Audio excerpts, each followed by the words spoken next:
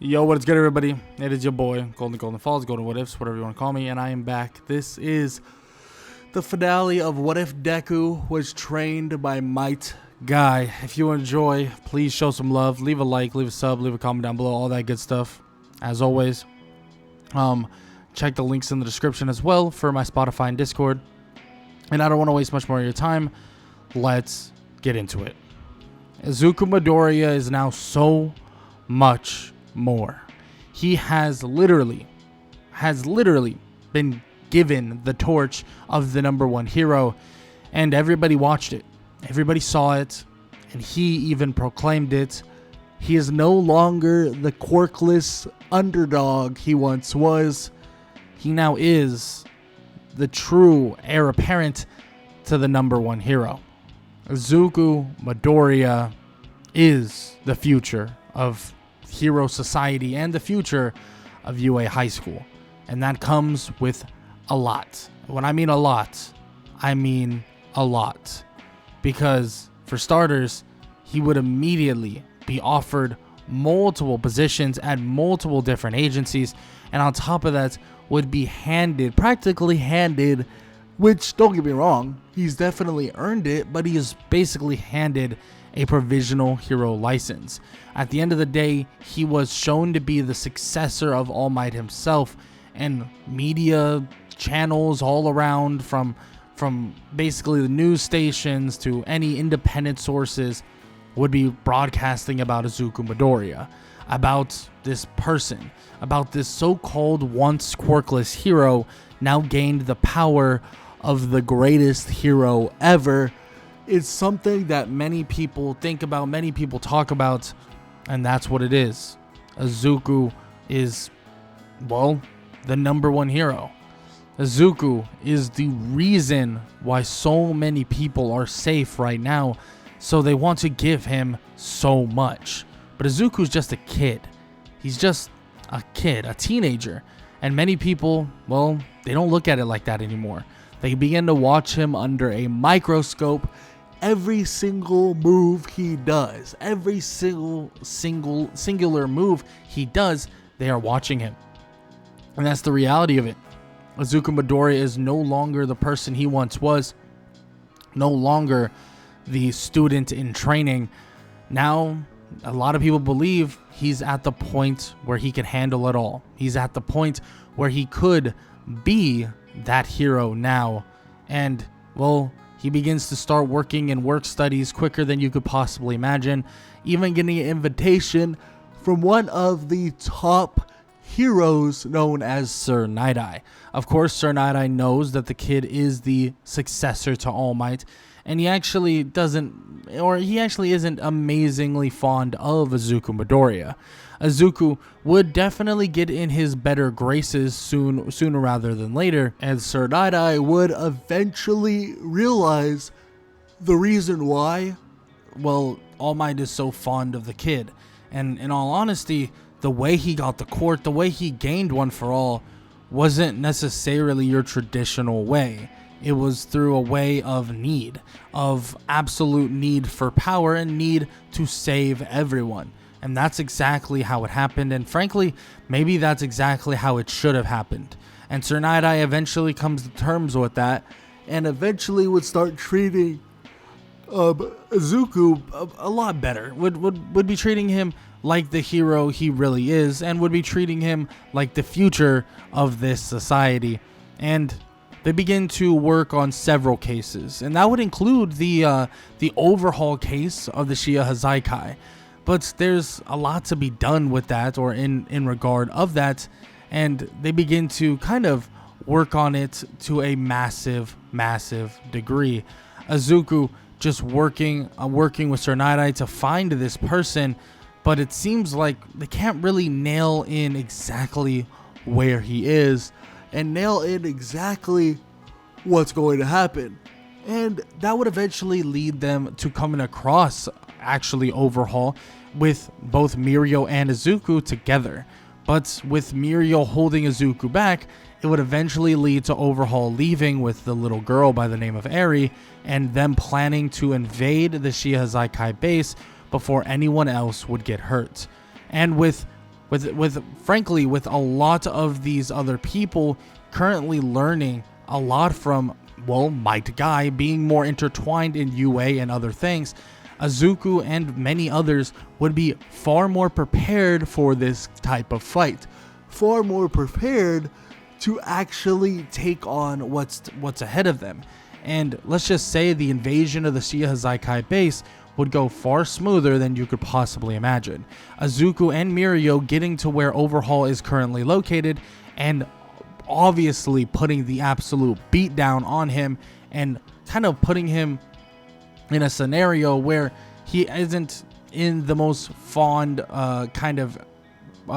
place in the world, in terms of he's actually getting beaten pretty damn badly and there's really nothing he can do about it. Izuku's use of the 8 gates, on top of that with stacking One for All, allows him to be in a different stratosphere of strength and capability. And frankly, he just continues to show this more and more and more. And he continues to show this as they wipe out the entirety of the Shihazaikai base, leading to Overhaul being massively weakened.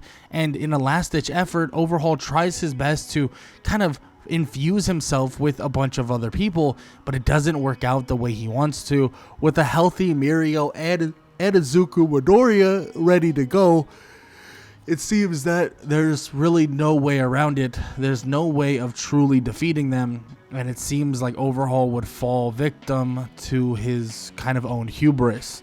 And it seems like Overhaul, well, he got caught way quicker than he could possibly imagine, and the end of the Shihazaikai would be imminent. And frankly, the end of villainy would be coming to a close very soon, with Izuku being part of and or kind of being in a position where he continues to rack up these obvious kind of really good standards on his own, and basically being known as someone who helped defeat All for One and now helped defeat Overhaul. Izuku's fame continues to rise, and Izuku's name continues to rise. People hearing about him being quirkless, people hearing about him, well, now not being quirkless, and so much more. It seems like Izuku continues to climb the ranks, continues to basically just barrel his way up and up and up the ladder, and it seems that just at a young age, Izuku is has a chance to really make an impact that nobody has ever made before in their lives. Izuku Midoriya's impact on this world and on Japan is going to be tremendous. He was once a quirkless hero, one that would have no fear in his eyes, taking on the greatest villain and strongest villain to ever exist, and Izuku did it without hesitation. He was helpful in the invasion of UA or the USJ. He was helpful and basically one of the big reasons in the defeat of All for One, and also in the defeat of Overhaul. So in terms of skyrocketing somebody to the moon, that's exactly what would be happening for Izuku Midoriya. And yes, he would continue his training with his classmates, continue working hard and working with many people, and frankly, Izuku Midoriya would have a good time training with his classmates. But the Class 1A versus Class 1B, well, it's a different type of training this time around. Izuku would actually take on all of his classmates, all of his entire classmates from Class 1A and also Class 1B, and he wouldn't necessarily be out to try to win, but to really see the progress that they have made. Izuku being able to utilize close to at least 50% of One for All. On top of that, with the 7th gate, he would be able to basically show off a power that is beyond so many people. But in doing so, he's actually able to see some possible candidates for the 8 gates as well. Seeing that Kirishima and some other, or Kirishima, Tetsu, some other capable fighters are gaining the powers of, well, the teachings of Might Guy. Someone who he really has grown fond of, and someone he sees as a role model to himself, even a father figure. Izuku would see this expansion of power, knowledge, and also kind of expertise, and he would feel that soon the next generation of heroes will be beyond anyone's comprehension. But still, with so many people there, it may be hard for Izuku, but it won't be hard enough, because Izuku Midoriya would show off some awakenings that he has of his own, showing off some actual abilities or quirks that he has emerged or seen emerge from One For All. Showing off this insane power that many wouldn't even believe would exist. Showing off Black Whip and even Smokescreen, and, well, possibly even another quirk awakening very soon. But it seems as if as he's awakening these quirks, he's truly putting himself in a different stratosphere. And it seems like with everything going the proper direction, everything going the right way, everything seems to be on the up and up. Izuku would watch as the years go by, and as he would go from a second year to a third year, and then eventually graduating, many of the villains that were left over, many of the people that needed to be handled, many of the monsters that needed to be caged or handled, dealt with, and, well, were no longer an issue. With the fresh hero Izuku Midoriya finally entering the plane of being an actual hero, Izuku would stand on a podium, but not the podium of being the number one, the podium of being a hero that is finally going to be given the chance to climb the ranks. Because soon after he graduates, there is one person who is the number one hero, and someone who refuses to give up that marker, refuses to give up that status, and that is Mirio Togata, other known as Lemillion. But Izuku has no other expectations. He has only one goal in mind, is to obviously become the number one hero, and to show everyone that even when you are quirkless, even if you started quirkless, and maybe he isn't now, well, you can still be whatever you want.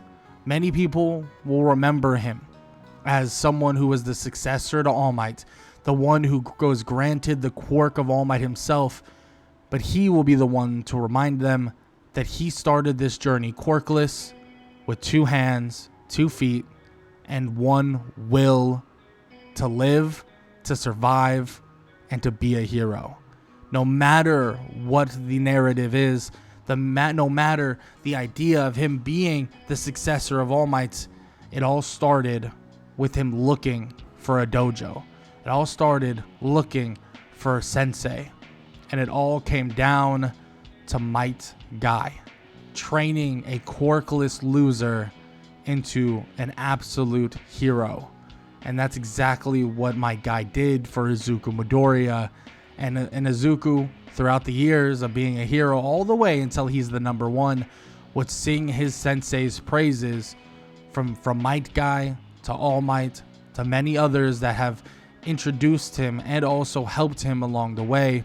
Izuku Midoriya carries their will and their passion along with him all the way to the top. Even if he has to knock off a good friend by the name of Lemillion, he'll always have that goal of being the number one hero.